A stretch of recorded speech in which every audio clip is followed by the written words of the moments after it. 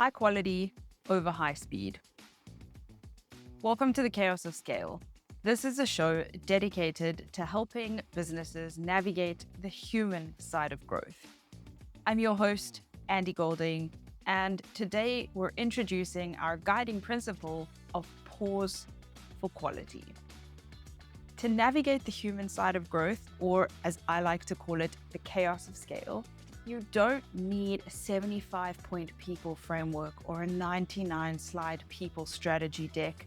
There's 4 simple guidelines that you can rely on to make the ride a bit smoother. Today, we're exploring the first principle of pause for quality, and in the next few episodes, we'll explore the other 3 principles. Next episode, we'll look at beware the curse of knowledge. Today, we'll explore why taking a deliberate pause matters and how failing to do so often creates unnecessary drag or frustration or confusion in your organization, especially during periods of rapid growth when guidelines are often kind of murky and goals can shift so much that they might as well have wheels. We'll also discuss some practical ways to incorporate this principle into your daily work habits. As always, I promise to leave you with at least one thing that you can do differently, think differently about, and some actionable steps that you can take to show up as a rad or even more rad human at work.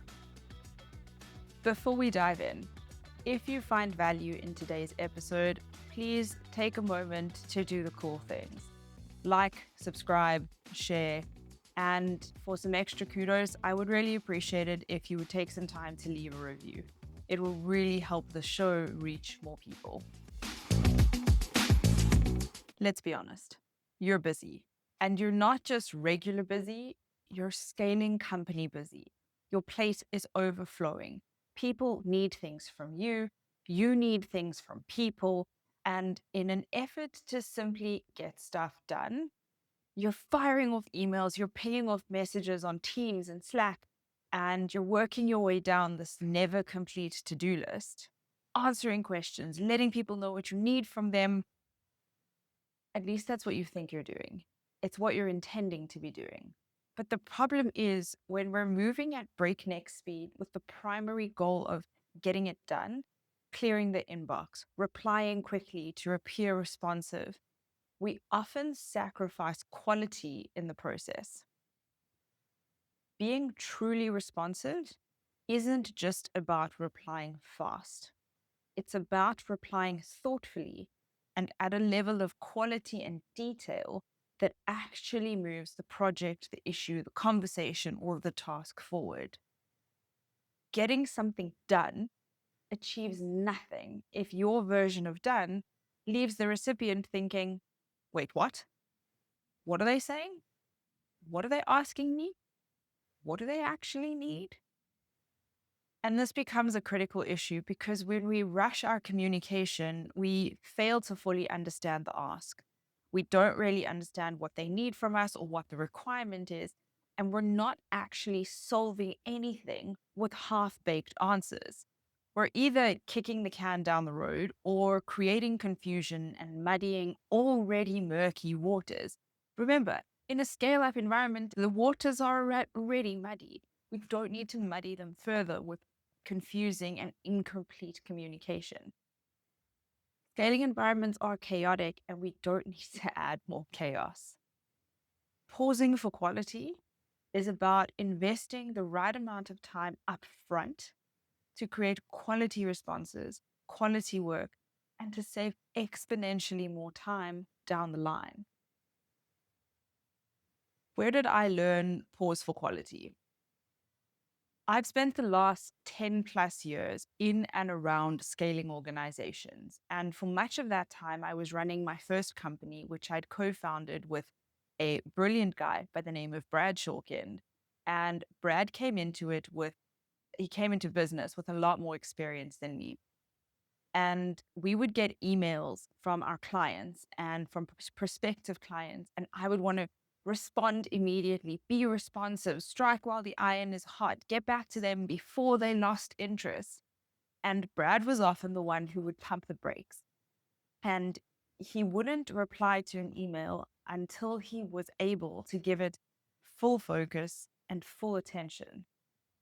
And it used to drive me nuts. It used to infuriate so much because I wanted to reply immediately. But what I started to learn was that if we'd fired off a quick response, it was probably always going to open up more questions or lead to longer conversations.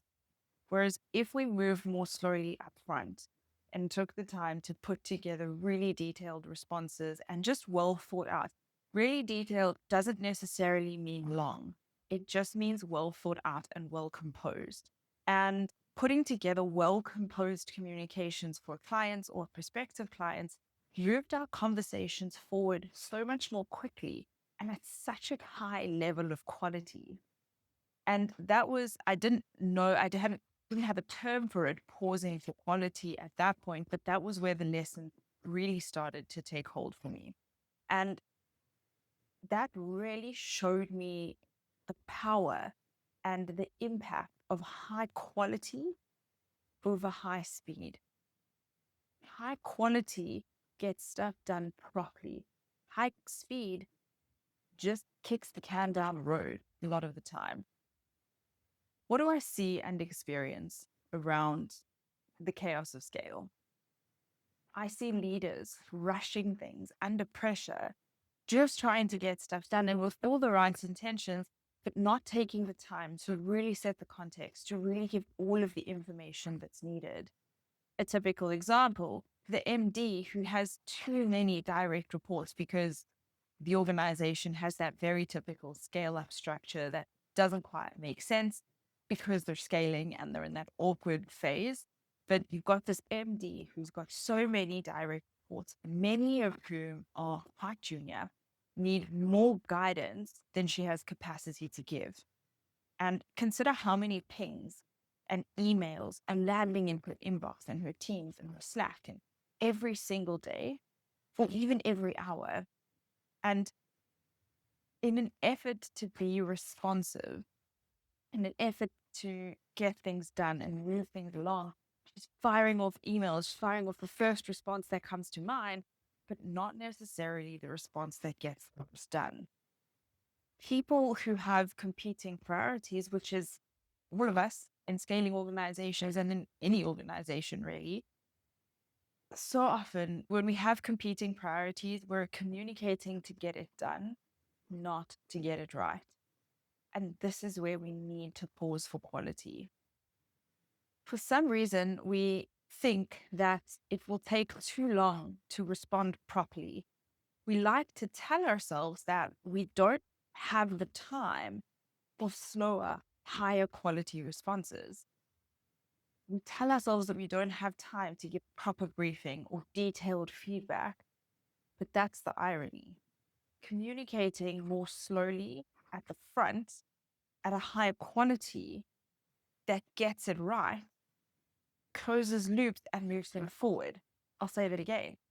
Communicating more slowly at the front at a higher quality level closes loops and it moves things forward. When we're communicating fast just to get it done and move to the next thing, it leaves loops open. It leads to more questions. Blurry communications beget blurry results.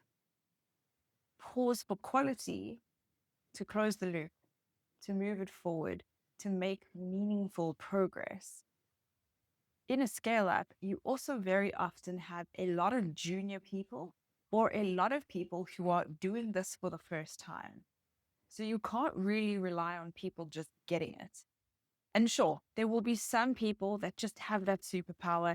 They can just get it and get on with it, even if your communications are blurry. But most people can't, especially not in an already tiring, noisy, and complex environment that scale ups are.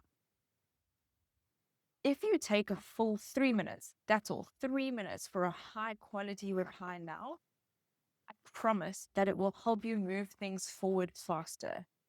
It might still lead to some questions, but they will be high quality and better informed questions that help get to a better result. So what can you do starting tomorrow? Choose quality. Choose substance over speed. To quote Viktor Frankl, between stimulus and response, there is a space. And in that space lies our power to choose our response. In our response lies our growth and freedom. Our power to choose our response. Choose quality. Choose substance over speed. Sleep on it if you need to. It might be frustrating. In fact, it probably will be frustrating to move slowly at the start. But if you're foregoing speed to elevate quality, guaranteed to be worth it, promise. I love asking the question, what is the fastest route to done when we're trying to move things forward in my team? But maybe the question that I should actually be asking is, what is the fastest route to done properly? That quick, get it done response that you're about to send back, does it truly provide the necessary information? Does it offer the best quality answer? Is it the standard of quality that you aim for? Too often, we rush to reply quickly instead of pausing to respond thoughtfully. Does it mean the fastest first response that you can think of?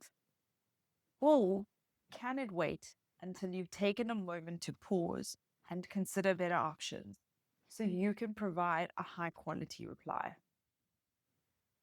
After intentionally pausing to think, refresh, consult others, and considering the context, you're so much better prepared for effective communication. Better quality responses create better experiences, unlock things faster, and close communication loops more quickly. And they prevent unnecessary back and forth seeking clarity and resolution, which means less noise and less ping and less stuff coming into your inbox. So what can you do differently? Your call to action or your action item from today's episode is really simple but powerful. Do nothing immediately. Pause for quality. Give yourself permission to let it sit for a few hours, a day, even 2 days if you need to, if that will get you to a higher quality response. Choosing substance over speed in a scaling environment can feel extremely uncomfortable, and that's okay. Just remember, are you trying to get it done, or are you trying to get it done properly? That's a wrap for today. If you found value in today's episode, please share it with a colleague who might be experiencing similar challenges. Don't pause on that. Do that ASAP. And don't forget to subscribe wherever you get your podcasts. I'm Andy Golding from The Chaos of Scale. Remember, growth is messy, but the human side doesn't have to be. Until next time, thank you.